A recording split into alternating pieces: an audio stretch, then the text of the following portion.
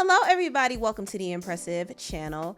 Young Miami recently sat down with Saucy Santana on her podcast, Carisha Please, and she opened up about Diddy for the first time since he's been caught up in his legal trouble. Now, we all know that Diddy is under heavy surveillance from the feds, and ever since he was sued by Cassie and his producer Lil Rod, everything has been going downhill. I mean, he has been accused of doing all types of stuff, from DV to SA, and one of the main crimes is also trafficking, okay?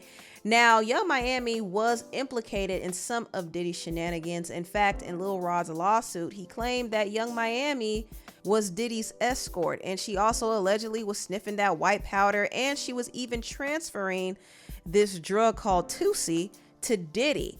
Not to mention, Young Miami implicated her own self when she taunted one of Diddy's girlfriends, Gina V, and said that Diddy would make her go down on her knees and perform different acts on her, which falls in line with what Cassie accused Diddy of.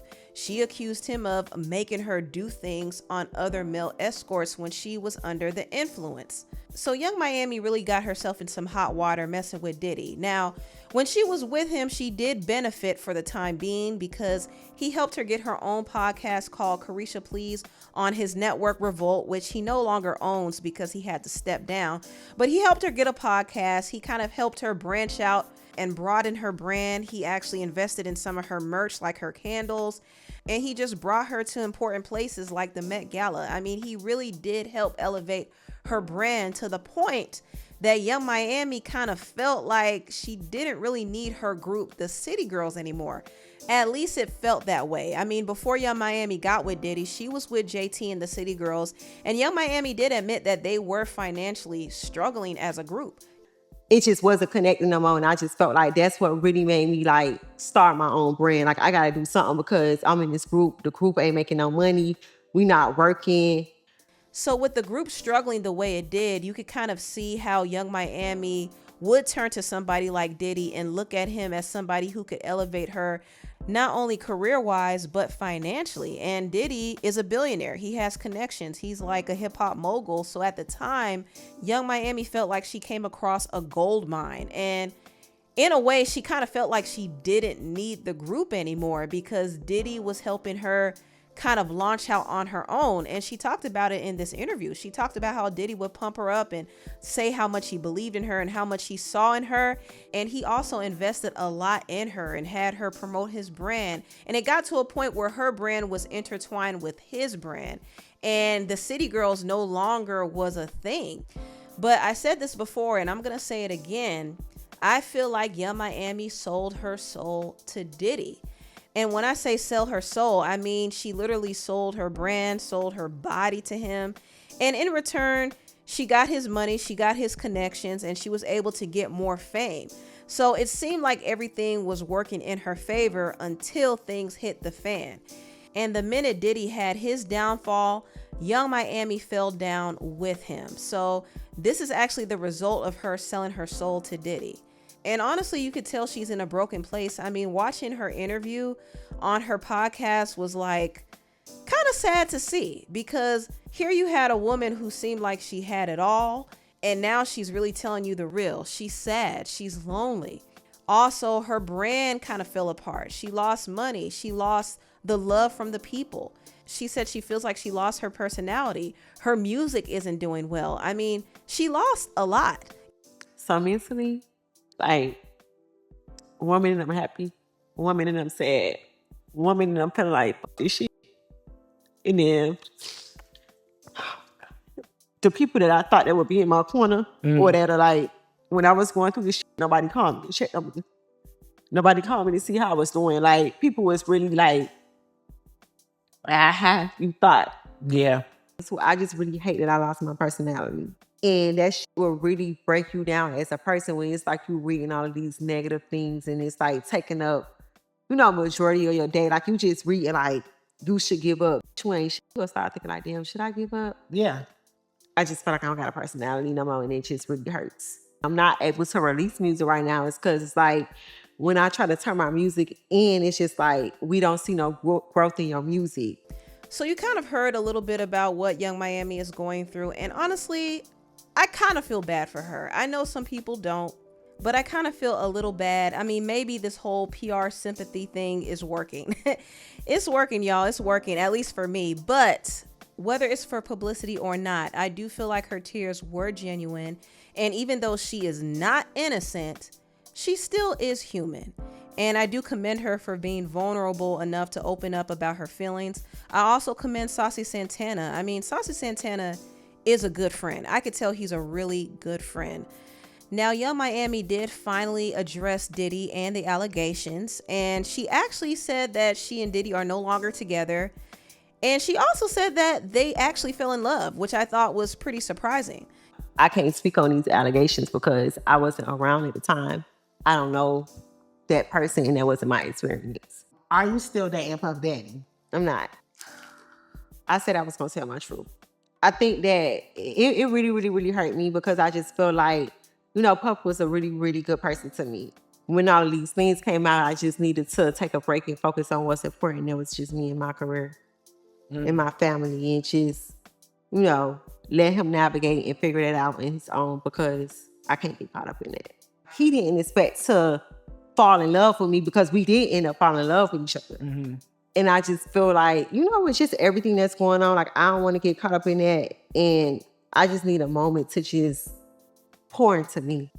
So Young Miami officially separated herself from Diddy. Now, she still was implicated in that lawsuit, and she was out there doing some freak offs with Diddy too now. So she's not innocent.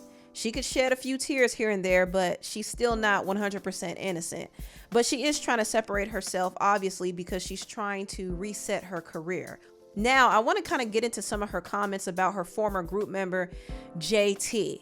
So I'm sure some of you all know, but Young Miami and JT's group, the City Girls, pretty much fell apart, and they both decided to go solo.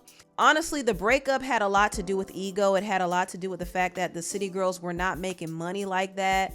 They had creative differences as a group. I mean, people were in their ear telling them to go solo.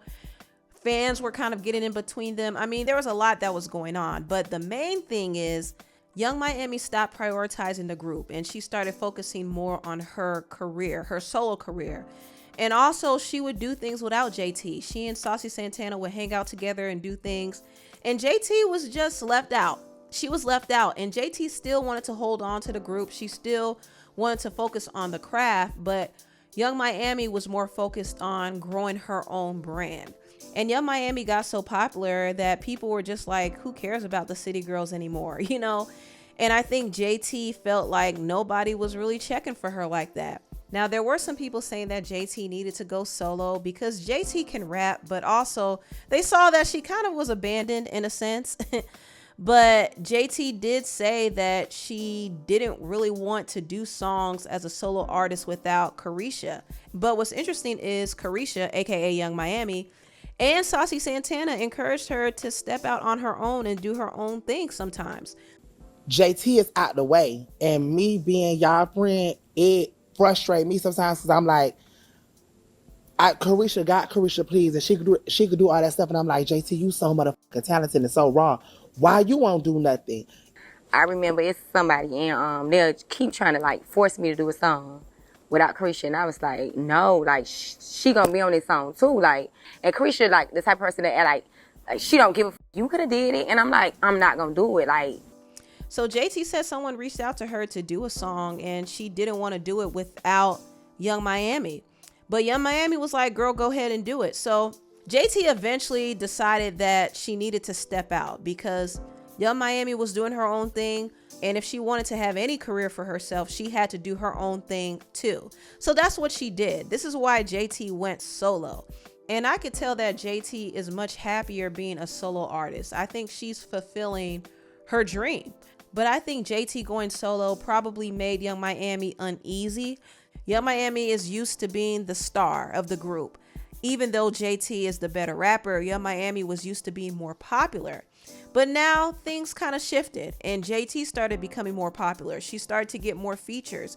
And that's another thing. Young Miami felt a way that JT was getting features. And it's so interesting because Young Miami was getting a lot of features without JT. But the minute JT started getting features, it became a problem. Especially when she got a feature on Nicki Minaj's Super Freaky Girl Queen mix. That was a problem for Young Miami, to the point that when JT and Cardi B got into it on Twitter, Young Miami didn't bother to defend JT because she was like, well, you didn't invite me to be a part of the Queen mix, so that's between y'all. That's your issue. The Queen ain't called me, and I ain't know nothing about the remix. The song was never mentioned to me. I was never called for the song. I was never given a heads up like, hey, I got a song coming out with Nicki or nothing. I never knew nothing about it. Yeah. So when that situation came on Twitter and they was arguing about the song, it's like, why insert myself? You know what I'm saying? Like that situation had absolutely nothing to do with me. Bitch, I got left off of Bad to Bougie. I didn't even know nothing about the motherfucking song. So I just felt like, that was between JT and Cardi. So how long behind the scenes do you feel like have things been rocky between y'all two? I feel like it's been a minute. It's been a minute since she ain't going on behind closed doors. Like, I just feel like we outgrew each other. I feel like she was in LA, I was in Miami. She was been working on her shit. I didn't know. And I just feel like every time we try to get together, it just didn't hit.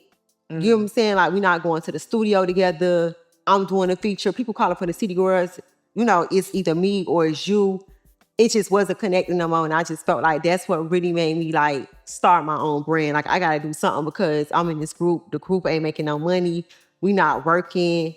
So it just became a point where we was just like on two different pages.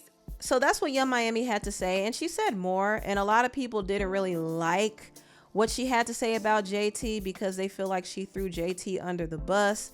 They're not really in the best place right now, especially since they fought with each other on social media. Even though they did make up, they're still not super close like that. So I don't know. I just think that there's a lot of ego involved, and you have two girls who want to be a star in their own right. I mean, JT always wanted to be a rapper. She wanted to be a rap star, and Young Miami can't really rap, but she wanted to be a star as well. And more than anything, she wanted to make money. So they both really wanted the spotlight. And as much as they try to say, oh, you my sister, I can't do this without you, I do think they both like getting solo attention. But when one person starts getting more attention than the other, that's when things become a bit of a problem. And I think Young Miami right now is experiencing what JT experienced a few years ago. When Young Miami was on top, JT felt left out. And now that JT is doing her thing as a solo artist and she's kind of slowly getting to the top, Young Miami is starting to feel left out. She's starting to feel away, actually, because the City Girls was the thing that she could fall back on. But now that JT has kind of moved full force as a solo artist, there's really no going back. But I'm not mad at Young Miami for expressing her feelings. I know people aren't going to agree with it. They feel like she threw JT under the bus, which she kind of did. And some of what Young Miami was saying was a bit of revisionist history, because she said no one called to check on her, but JT said that she did call and check on her. She said she was the first one to call and check on her. And also she said that JT and Cardi B were fighting over the Nicki Minaj Queen mix, but in reality, they were arguing because Cardi called her a lapdog for no reason. But Young Miami made it about the Queen mix because truthfully, she was really frustrated that JT was on that remix and she wasn't. And she wanted to air that out. That's what I think. So she was kind of twisting up the story a bit, and I think it was a little unfair. But I commend her for at least opening up. You know what I mean? It's not easy to do. And I do wish her the best moving forward. Anyway, tell me what you all think about this video down below. Please like, comment, and subscribe, and share this video if you care. Thank you so much for watching, and I'll see you next time. Bye.